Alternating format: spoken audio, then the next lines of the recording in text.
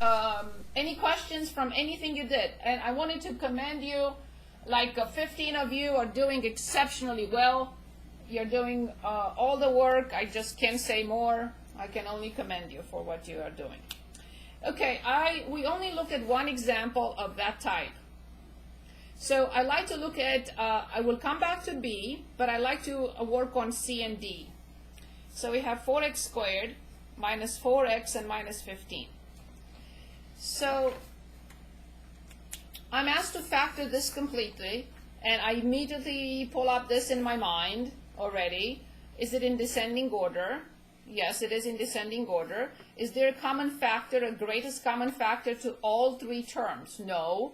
4, 4, and 15 do not have a common factor. Is the leading coefficient negative? No, it's not. Is this a binomial? No, it's not. Is it a trinomial? Yes, it is a trinomial. Can I apply the special product? No, because this is a perfect square, this is negative, so I would be looking at this, but this is negative 15 and that's not possible. So it's not a special product. I move on to the next in line. Is 1 the leading coefficient? If there is no special product that I can apply, I always hope for 1. No, it's not, of course. It's the very last option when the leading coefficient is not 1. Okay, in that case, I have to multiply this and get negative 60. So this is the product of the numbers I need to determine. The sum never changes no matter what. 1 or not 1, the sum never changes, is negative 4. So at this point, I need to find two numbers whose product is negative 60 and whose sum is negative 4. Can anyone come up with an answer? And here is first of all what I do. I'll show you, I'll tell you how I think about it. First of all, I see that the product is negative. So I know for sure that I'm looking for a positive and a negative. That was established from the product. The product tells me what type of numbers I'm looking for. Secondly, I see 60.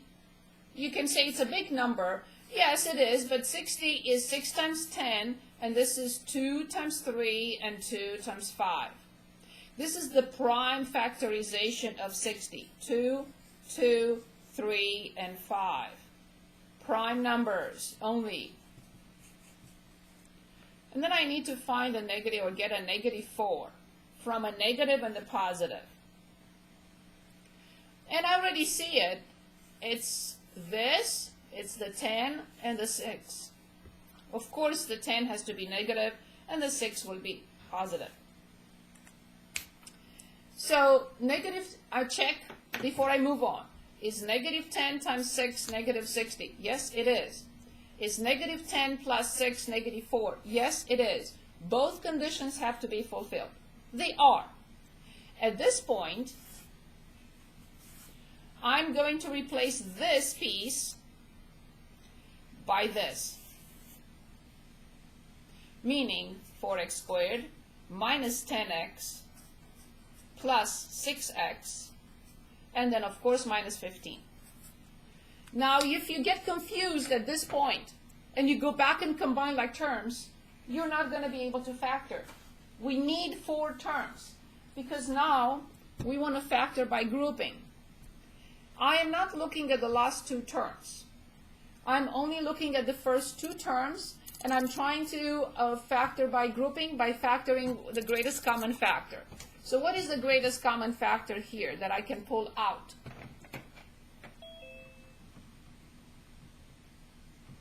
2.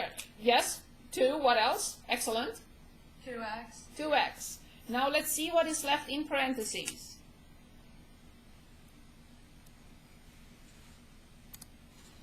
What is left in parentheses? Of course I have 2 terms. I have to have 2 terms in parentheses. So what do I have? 2x minus 5. Great job. Here's what I do. I copy 2x minus 5 before I look. You're not fabricating anything. I guarantee you that, that from these two terms you will have 2x minus 5 left over, for sure. How do I know? Because we found those two numbers whose product is negative 60 and whose sum is negative 4. Only now I look. I need a sign and a factor. If you don't write 2x minus 5 ahead of time, you may make a mistake and write plus 5, who knows? I recommend copy it first. And then I need a sign and a factor. So what sign do I put and what factor? Plus 3. Very good indeed. It is plus 3. Perfect. Now I see this term, and I see this term, and I see that they both have 2x minus 5 in common. And what is left in parentheses?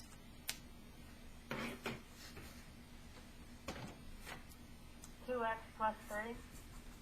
Excellent. Now it takes a few seconds to check this. Look, 2x times 2x is 4x squared. Yes. 2x times 6 times 3 is 6x minus 10x negative 4x. Check.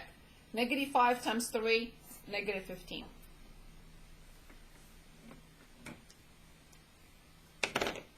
Once you watch this video, if you need to, several times, you will have no difficulties working on any problem using this procedure. I don't know how to call it. Sometimes I call it long procedure. Sometimes, I don't know. I don't know if it has a name. It's probably called factoring by grouping because you are changing 3 terms into 4 terms, and then you factor by grouping. So it could be called factoring by grouping as well. Okay, I have another example here that maybe 2 examples that I'd like to go over. So, any questions on this before we move on to one more? Again, this is the most difficult one because it's long and it has many steps and so on and so forth.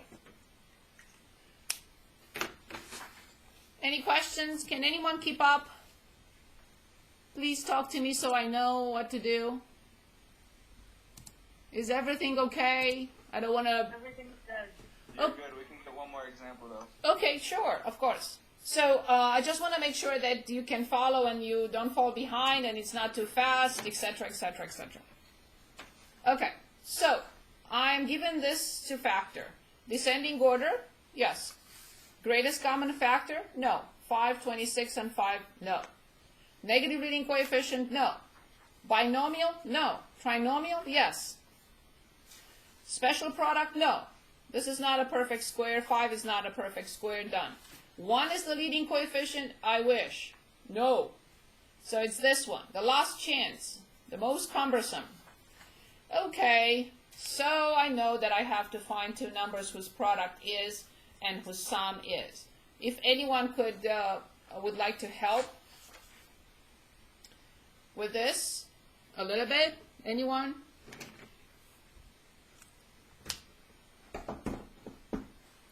Okay, so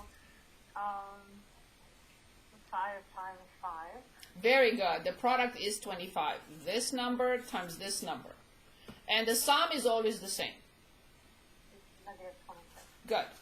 Now remember the next step, I look at the product. I see the product is positive. So then I know I'm looking for either 2 positives or 2 negatives. But when I look at the sum, I know that I cannot add 2 positive numbers and get a negative number. That's not possible. So obviously I am looking for 2 numbers that are negative, whose product is 25, and whose sum is negative 26. Both negative. Just 25 and 1. Great job. Thank you very much. Excellent. Remember now, because the leading coefficient is not 1, I have to remove this term and replace it with the numbers you gave me. So I continue from here. And I have 5x squared minus 25x minus x. These are the two you just came up with for me. Do not go back and combine like terms. That's exactly what we don't want. So we want now to factor by grouping. What would you factor out from the first two? Don't get scared. If you reverse these two, it's the same thing. You'll still end up with the same answer eventually. So from the first two, what will you factor out? 5x. Very good. Excellent. What is left in parentheses? Negative 5. X minus 5. Good. I have to copy x minus 5. So remember, if I started with two terms, I have to have two terms here. Mandatory. I have to copy x minus 5 one more time, and now I look and tell me what to put in front. Negative 1. That's it. Because we don't write 1, I'm just going to put it dashed.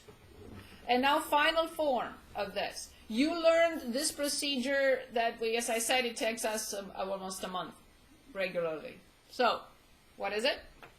The factor form.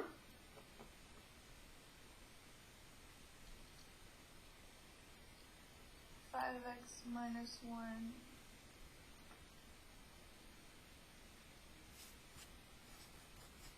Common factor. It's not important, you're right. I can write it reversed. But I would like you to get used to factoring the common factor first. Factor x minus 5 is the common factor, multiplied by 5x minus 1. Any questions on this? I have my laptop here on some books, and all the books are in the way. I can't squeeze this. But I need the laptop to be raised so I can have more room on my table. Okay, any questions on this? Okay, so what I would like now is to look at one more, which is this one that I skipped for a reason. 2x squared plus x plus 1.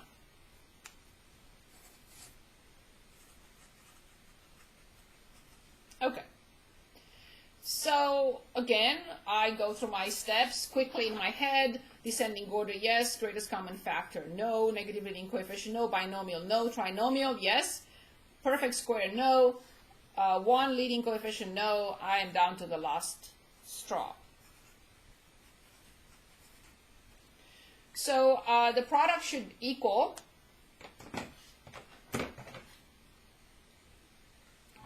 2. Excellent. And the sum should equal 3.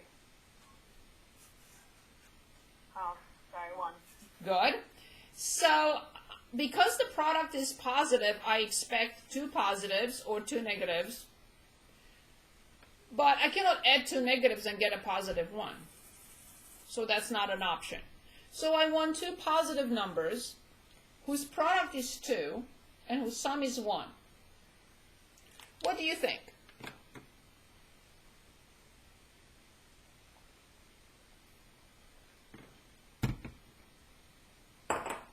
What do you think? Are we using halves here, Randy? Very nice. Not factorable. They don't exist. Your book or some books call it prime. I disagree with that, but it's fine. It's not factorable, to be exact, using integers. But we say not factorable. So I couldn't find 2 numbers whose product is 2 and whose sum is 1. They don't exist. Even if you want to write 1/2 plus 1/2, the product is not 2. They don't exist. So therefore, this trinomial is not factorable. Okay, so now I want to give a couple of examples, and then we'll start our work together. So let me stop this